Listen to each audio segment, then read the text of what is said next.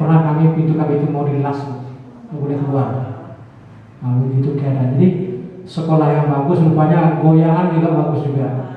Jadi sesuai pepatah orang tua kita, semakin tinggi pohonnya, tiupan anginnya juga semakin kencang.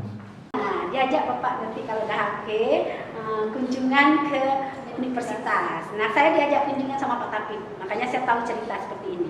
Kita langsung tahu dari humasnya.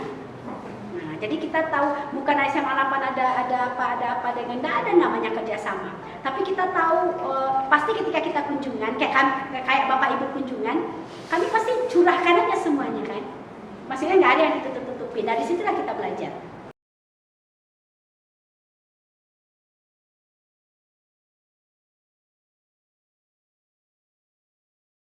Bismillahirrahmanirrahim. Assalamualaikum warahmatullahi wabarakatuh. Waalaikumsalam warahmatullahi wabarakatuh.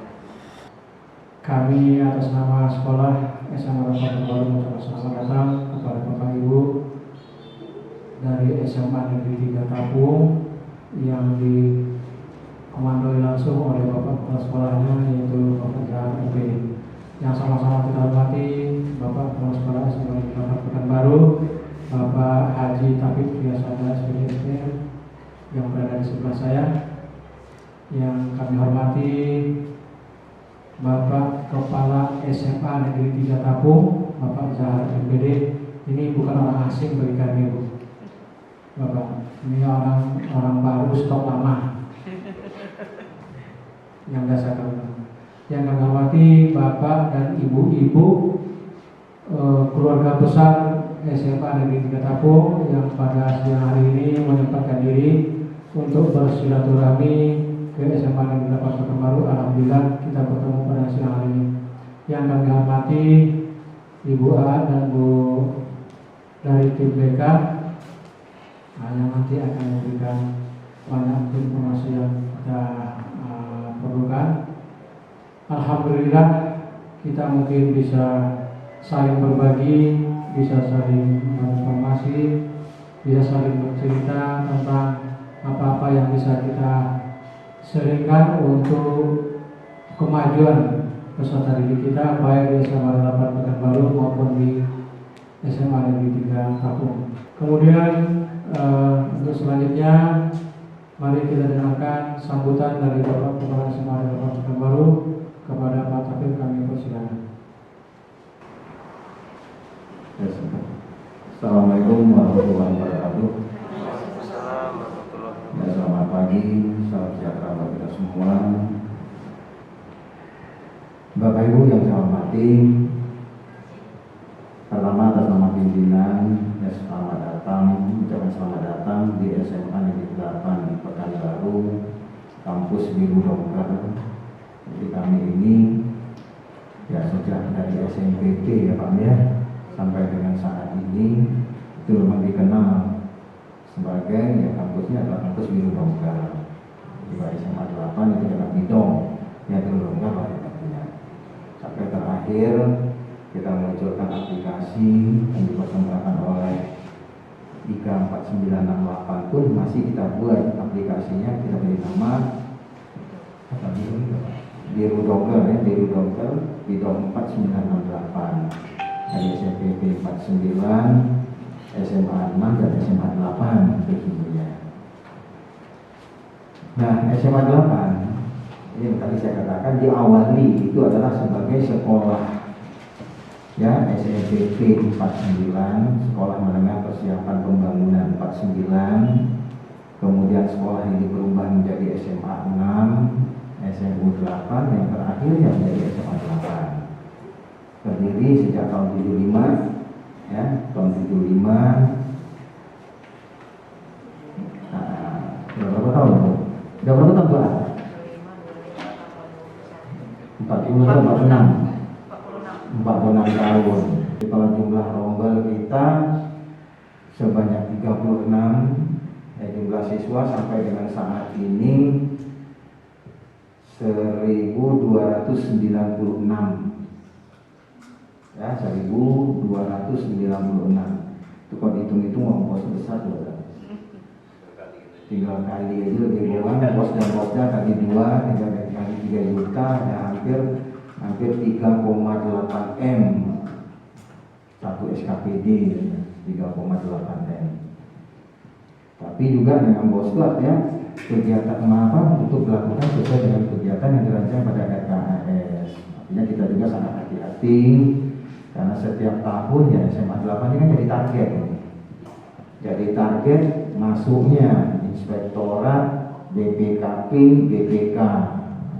Beberapa tahun yang lalu kita melihat ketika di sekolah kedinasan khususnya Akpol dari jatah 11 untuk Riau itu 6 itu diambil oleh anak SMA 8. Nah, tapi belakangan kita lihat turunnya tinggal 1, 2, 1, 2. Nah, ini ada apa? Karena memang kita tidak bisa juga menyalahkan konsentrasi teman-teman. Artinya bagaimana mempersiapkan anak-anak kita untuk masuk ke perguruan tinggi negeri. Makanya setiap tahun itu di SNMPTN itu kalau kita hitung mungkin untuk di Riau kali ada. Mungkin di Riau kita tertinggi ya. Untuk di Riau itu mungkin masih SMA 8 yang paling banyak. Terutama yang paling banyak itu adalah Universitas Gadjah Mada. Jadi UGM itu bisa hitung-hitungannya ya satu kelas gitu. Ya, kalau ITB itu 10 sampai dengan 12, ITS juga begitu 12. Kemudian baru diikuti beberapa perguruan tinggi lain, Undip, Brawijaya, ya U4, UI, cuma UI lebih banyak dari BPKB ya. Tuh. Nah, terkait dengan akademik, ini mah kerjanya itu adalah teman-teman BK. Ya, teman-teman BK, ini bulan November, nanti Desember itu udah mulai sibuk lah dia. Udah mulai sibuk dia buat itu selaku koordinator, dialah punya tanggung jawab untuk mengkoordinir semua kegiatan-kegiatan ini bersama teman-temannya. Itu lebih kurang berapa? 5 orang ya? 5 tim BK-nya. Ya, kalau memang pada saat kegiatan itu memang mau tak mau, kalau mereka harus pulangnya nanti biasanya jam 5 atau setengah 6, dia harus pulang jam 9 malam, ya urusan dia, sama-sama dia, urusan dia dong. Nah,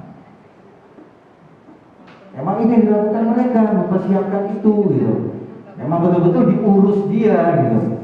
Diurus dia bagaimana? Karena setiap tahun memang kerja BK adalah bagaimana mempersiapkan anak-anak kita ini untuk masuk ke perguruan tinggi. Apakah itu lewat jalur seleksi nasional masuk perguruan tinggi negeri atau lewat jalur SBM maupun jalur-jalur undangan lainnya.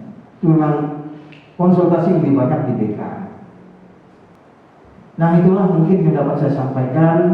Nanti segala panjang lebar itu Bu Akad mungkin yang bisa menyampaikan terkait dengan ya apa sih sebenarnya yang ada di program BK mereka yang untuk mengantarkan anak-anak itu masuk ke perguruan tinggi.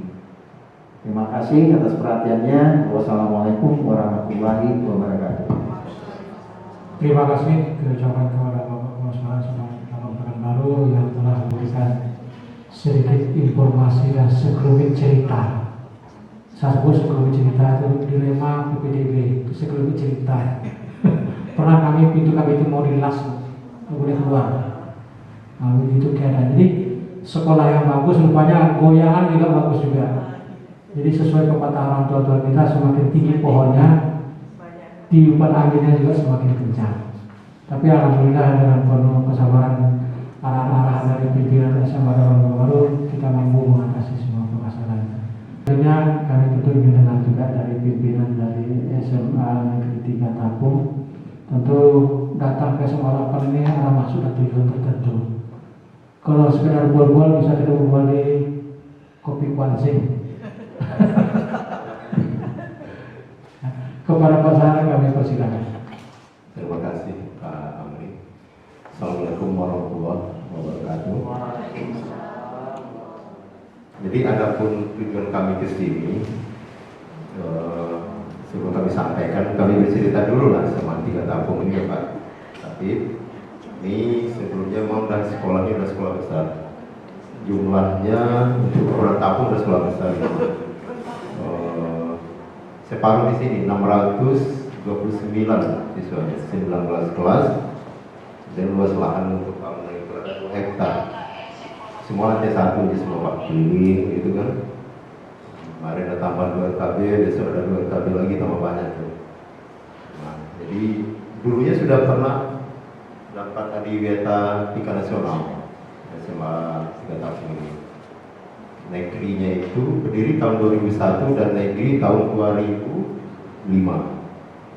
Nah, untuk di Tapung itu adalah sekolah favorit dengan komposisi guru 40-an guru, seperempatnya itu pegawai negeri, 3/4-nya adalah guru honor.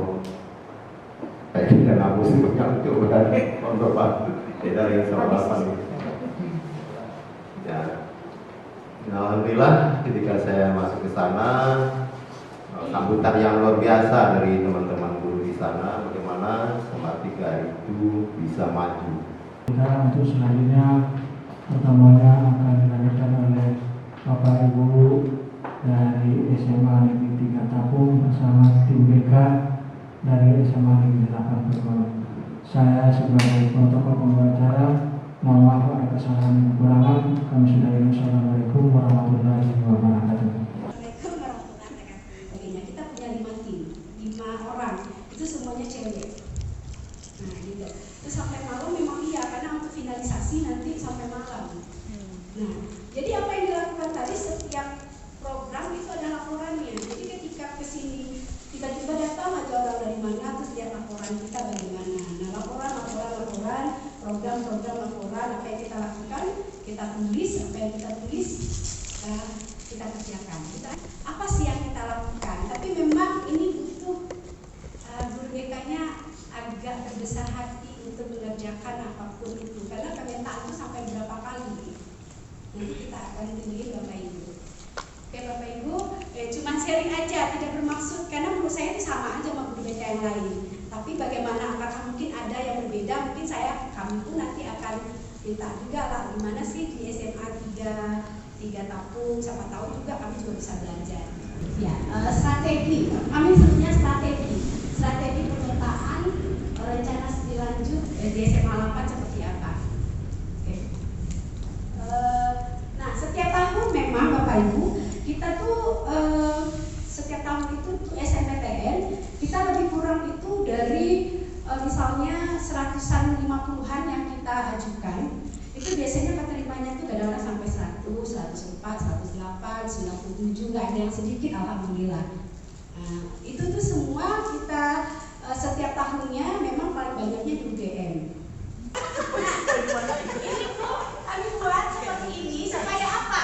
Ini semester 4 kami sudah selesai ya ketika tahun untuk anak yang akan tamat ini kami sudah menyelesaikan 1 tahap pemetaan. Ini adalah pemetaan.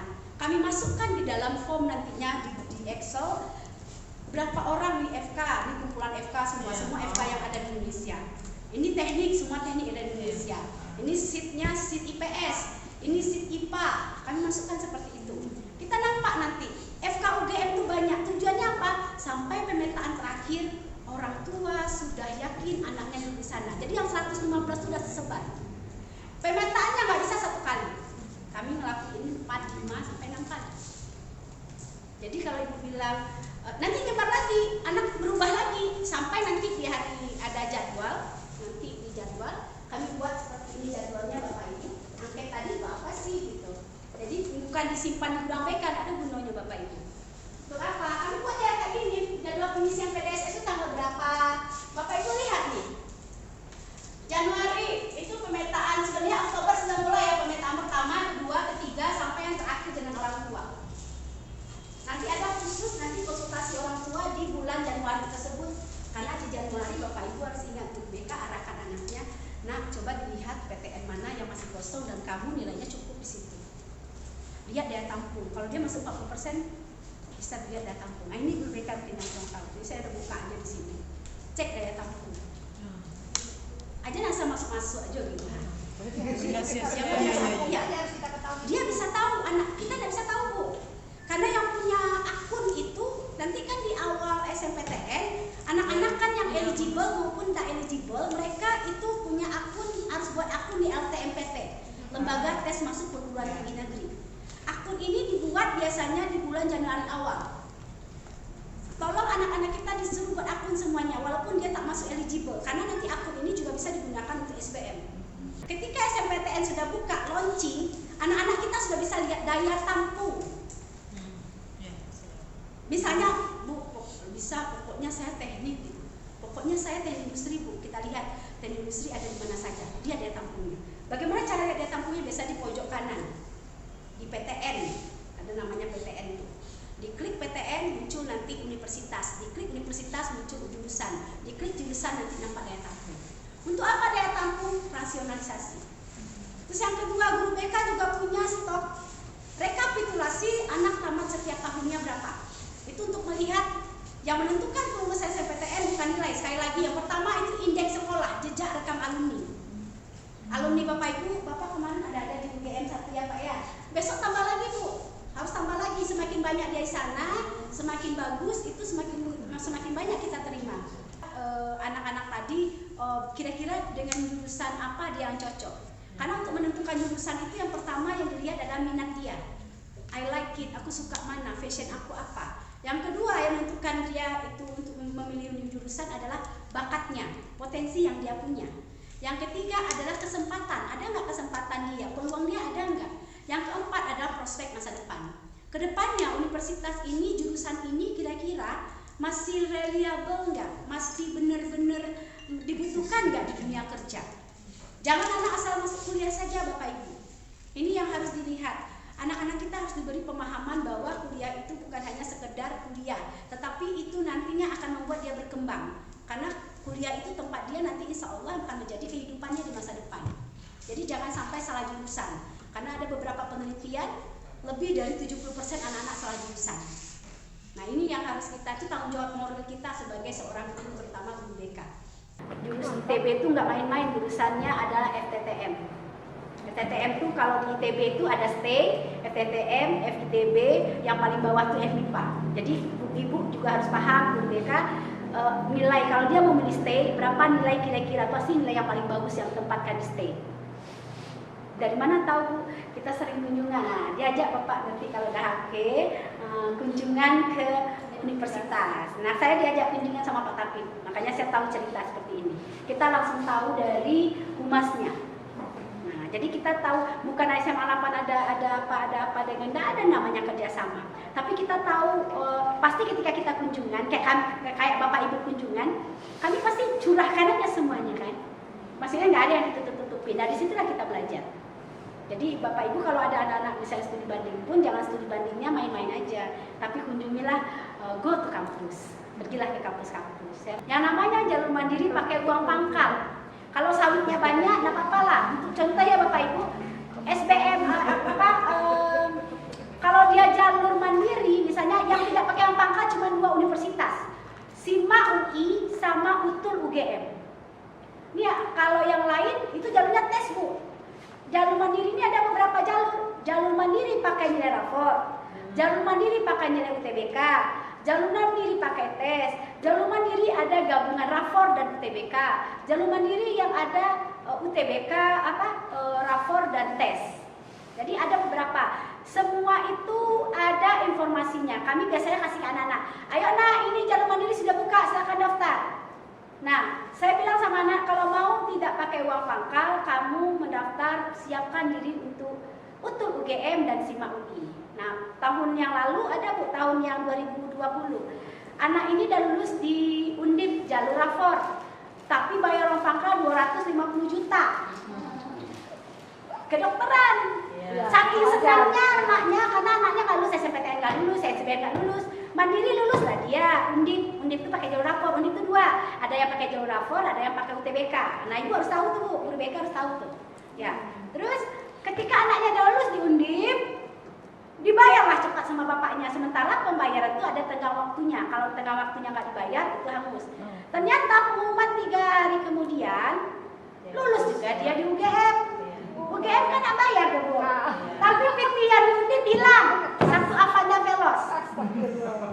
Terus tapi karena memang dia banyak uang ya Bu nggak apa-apa Bu, diikhlaskan aja gitu. Ya diikhlaskan kalau saya susah ya. Ya kalau orang banyak uang nggak apa-apa gitu. lagi. Nah, kalau dia lulus di situ, anaknya memang waktu SMPTN dirinya UGM. UGM waktu itu kita kedokteran cuma terima 1, anaknya nomor 2. Waktu itu saya udah arahkan anaknya ke Undip, nilainya 92. Anaknya nggak mau, dia tetap mau di UGM. Memang ada rulahnya dia di UGM ternyata. Nah jadi di Undip, karena di Undip dari bayar pun dia minta sama orang tuanya boleh nggak saya ke UGM lagi. Dia udah lulus kan bayar lagi, udah masuk lagi.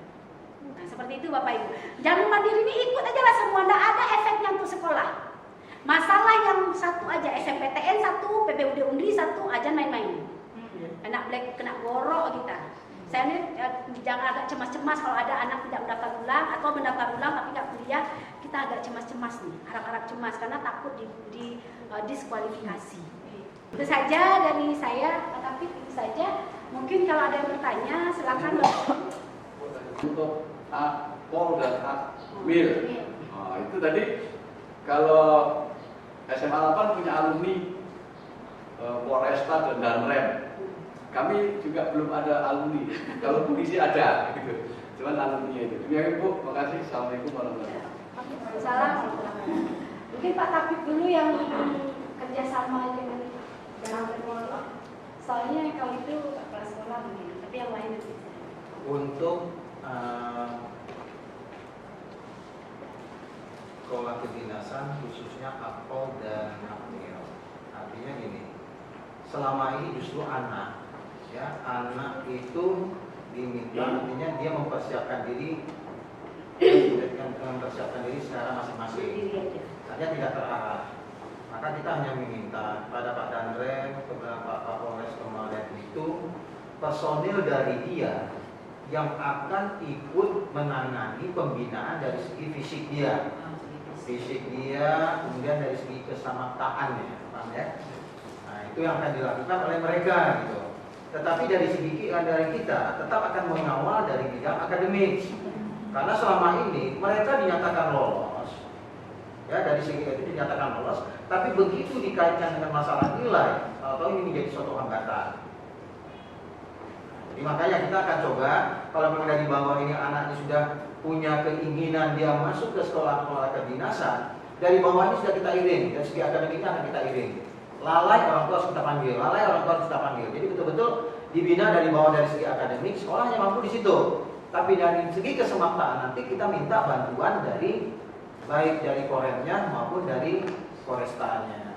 Ya Pak ya, jadi memang untuk sekolah kedinasan selama ini kita belum ada pembinaan yang dibilang Pak Tapi tadi. Tapi kita kalau sekolah kedinasan, misalnya kita tahu nih anak sekolah kedinasan, anak maunya sekolah kedinasan, orang tuanya juga. Pas konsultasi kita ingatkan, tolong dipersiapkan. Jadi kita kan misalnya untuk Akpol, apa yang dipersiapkan? Kita kan udah tahu nih, misalnya kalau untuk Akpol tes akademiknya seperti apa, tes fisiknya seperti apa, kesehatannya. Coba screening dulu tubuhmu, ada nggak benjol-benjol, ada nggak misalnya keroid-keroid di mana-mana, itu harus bersih dulu. Terus matanya dilaser kalau memang matanya minus. Jadi persiapan itu tidak hanya sekedar kalaupun mamanya punya uang banyak, ada baking soda di belakangnya gitu. Tidak menjamin karena memang anak tadi persiapannya secara fisik itu nampak. Karena memang tes itu kan sekarang transparan. Kalau tes administrasinya transparan, tes akademisnya transparan, tes psikologinya transparan, nampak semuanya. Nah nanti pas wawancara mungkin yang terakhir. Nah mungkin itu Bapak, kita tidak ada perlakuan khusus untuk kedinasan. Jadi memang kerja guru BK itu banyak konsultasi itu kalau saya tuh sampai penuh bukunya sudah di list. Jadi kalau saya baca list tadi chat-chat di situ Pak, saya adalah seorang tua dalam minggu ini penuh ya Bu, minggu depan itu mulai Rabu masih kosong. Jadi labian dulu pada Bu apa lagi ya, dokter spesialis. Nah kayak gitu, ini penuh ya Bu, kayak gitu Pak, ini penuh ya Bu, bisa lagi minggu ini jam sekian. Nah memang betul pas konsultasi orang tua tuh diajak berdiskusi tentang anaknya. Jadi jangan mau orang tua ini mau anak ini. Nah, itu butuh kerjasama bagaimana kita menjadi perantara antara orang tua dan anak. Mungkin gitu aja dari kami. Ada lagi Bapak? Ya Bu.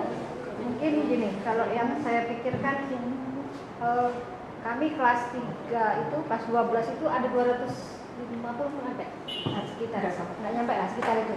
Cuman biasanya yang terjadi yang sudah itu yang masuk atau yang mendaftar ke perguruan tinggi itu paling hanya berapa persennya. Nah, Berarti kuota 40 nggak cukup. nggak cukup. Bagaimana? Saya ingin tahu gitu, trik dari ibu itu untuk membuat motivasi terhadap yang kurang tadi itu seperti apa? Ya mungkin persamaan persepsi ya Bapak Ibu.